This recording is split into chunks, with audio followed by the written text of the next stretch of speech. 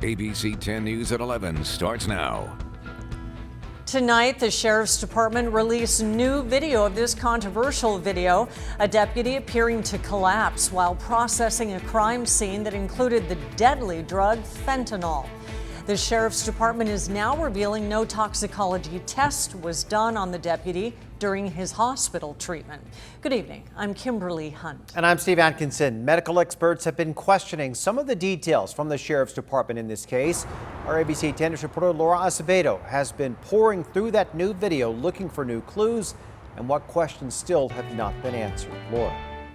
The video is nearly 2 hours combined from both deputies' body cameras. The department did address questions about the toxicology test, saying the hospital never took samples as part of the deputies' treatment. Late Thursday, the Sheriff's Department released full, unedited body cam video of the fentanyl incident that led to skepticism from medical experts nationwide. Earlier this week, one of them told us this. Zero chance that it was caused by fentanyl exposure in this case. The video is from both deputies. Each video is nearly an hour long. The video from Deputy Five Eyes body camera starts with him inspecting the suspect's car. He's wearing black rubber gloves and changes them frequently as he's seen going through the items. Nearly 30 minutes pass and he heads back to the patrol car. You can hear and see the deputies testing things found in the car. At one point, a machine lights up red and reads fentanyl. The deputy is still wearing his black rubber gloves. About 5 minutes later, the deputy collapses. The Narcan is administered. Emergency crews step in to help. During his evaluation, a firefighter can be heard saying that his eyes are not pinpointed. They're not pinpointed or anything like that, Which, according to experts, is a clear sign of an OD. Earlier this week, medical toxicologists suggesting the deputy might have had an episode of severe panic instead. Being displayed are not consistent with an opioid overdose. From watching the video, it is unclear if the deputy ever came into physical contact with the fentanyl, since he is seen wearing black rubber gloves for most of the video. So again, there are still many unanswered questions in this case.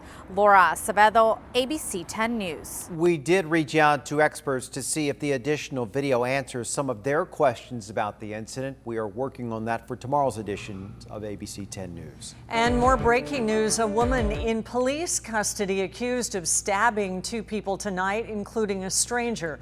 It happened in La Jolla. Police tell us the woman got into an argument with her mother and stabbed her at their home. The mother ran off, and police say the daughter then walked down the street with a knife. She allegedly saw a stranger near the French gourmet restaurant and stabbed that person as well. That's when police arrived. Both victims are expected to recover. You guys make this choice, and which is about the kids and not the $8 million budget. Only ABC 10 News was there tonight as chaos broke out at a North County school board meeting. Tonight's Vista Unified meeting was shut down 3 times after mask and teacher vaccine protesters refused to wear masks inside. ABC 10 News reporter Sophia Hernandez is live in Vista. Sophia, the leader of the Let Them Breathe group was eventually kicked out. Kimberly, that's right. The Let Them Breathe group, they had the intentions of coming here tonight to share their thoughts on the importance of choice after Governor Newsom's announcement yesterday. However, speakers today who refused to wear a mask and were told by the president of the board to do so, that's when things turned dicey. You can see here the meeting playing out as per usual. Seeing the crowd of mostly unmasked, the first warning was made. If they do not wear their mask, we cannot continue the business of the board at this point in time. The meeting shut down 3 different times. Each time, the shouting resumed. Be respectful. You guys are yelling. I got this guy yelling in my ear. The president of the board, Cipriano Vargas, eventually had the group move to a smaller room. At this point in time, I'm going to reconvene the meeting. If members of the public are still not going to be wearing their masks, we will have to reconvene at another location. Each speaker given 2 minutes to speak. Some speakers sharing differing opinions, yet complying with the mask request. That's 11 and a half hours in a mask. Can you guys imagine spending 11 and a half hours in a mask? Wearing a mask will not hinder anyone. What we'll do will help stop transmission of viruses, help get our students and their teachers back to school. However, the leader of Let Them Breathe, entering the room without her mask, beginning her speech. Individuals wear masks indoors in a government building. and getting kicked out. The door locked behind her. Other speakers who wanted to share their thoughts in compliance with the board's request continued to do so. Now, the meeting ended moments ago, and that's because attendees who were not able to speak at the beginning of the meeting were able to do so after those agended items. And again, I reached out to those school board members via email, but because that meeting ran late, they just finished their session. Now, Sharon with Let Them Breathe, she says that she has a medical exemption, which she believes she was in her rights to refuse to wear a mask. We have the full story on our website, ABC 10 News. Sophia Hernandez, ABC 10 News. Sophia, thank you. Just last week, we did an ABC 10 News scientific poll on whether Californians believe that students should wear masks in school. We polled 1,100 people all across the state. 68% of Californians said yes, public school students should be required to wear masks in the classroom. And with many districts across the county welcoming back their students, we have already seen reports of COVID cases at our schools.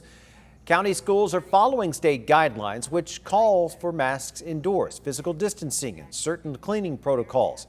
So we also spoke with County Public Health Officer Dr. Wilma Wooten about her expectations as the school year begins. Going back to school, with schools opening up, we know that we're going to have an increased number of cases. We know and recognize that. So the most important thing that we can do, number one, those individuals that are eligible for vaccination, teachers and students, 12 years of age and older, vaccinate.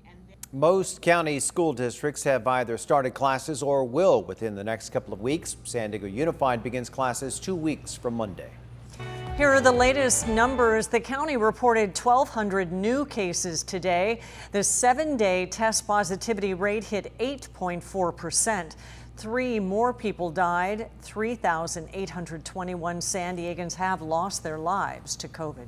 Next week, the decision will come up once again about whether the White House will reopen the border with Mexico to non-essential travel. South Bay businesses desperately need the customers, and with an uptick in COVID cases, that puts even more pressure to get those over the border vaccinated. Last week, San Diego Mayor Todd Gloria spoke to health officials in Baja California. Tonight, he told us they can roll out more vaccines to meet the increase in demand. What I witnessed was the ability to vaccinate a whole lot of people very quickly. And what we want to do is continue those kinds of collaborations that will help further increase vaccination rates on both sides of the border. Mayor Gloria says that Baja's vaccination rate mirrors that of San Diego County at around 74%. He says the data shows the closure has no ties to COVID since you can fly from Tijuana and be legally admitted in the U.S. The mayor is asking the federal government to give him more guidance so the border can reopen fully again. As soon as tomorrow, the FDA is expected to authorize a COVID vaccine booster shot for people with compromised immune systems. As ABC's Morgan Norwood shows us, this comes as the virus ravages parts of the country where the vaccination rates are low. Vulnerable Americans are moving closer to vaccine booster shots. The FDA authorizing booster shots for emergency use in the immunocompromised, about 3% of Americans. These are for people who almost certainly did not get an adequate response to properly protect them in the first place. Meanwhile, the spread in southern states is critical. In Texas, 662 patients are waiting for hospital beds, with the Corpus Christi area seeing more people sent to hospitals than any other place in the country. Firefighters now going door to door to boost vaccinations. We have to make available this vaccine to our residents in any way and every way that we can. In neighboring hard-hit Louisiana, LSU's president announcing it will likely mandate the vaccine when it receives full FDA approval. And COVID cases reported in multiple schools in Baton Rouge just days into the new school year. It's very difficult to prevent it. In Bradenton, Florida, a key blood center down to just 1 day blood supply for hospitals. The facility now begging for donors and looking for COVID survivors to provide convalescent plasma. It's given to hospitalized COVID patients and contains virus-fighting antibodies. They're using it quicker than it's coming into all the blood centers. Morgan Norwood, ABC News, Los Angeles. A scary evening for a downed paraglider in the East County. Rescue crews got the call around 7:30 to head to a location east of El Cajon known as Blossom Valley. Fire crews and a sheriff's helicopter helped rescue the injured pilot. And the sheriff's department says they suffered a possible broken ankle. According to the San Diego Hang Gliding and Paragliding Association's website, Blossom Valley is on private property and is known to be very dangerous to pilots.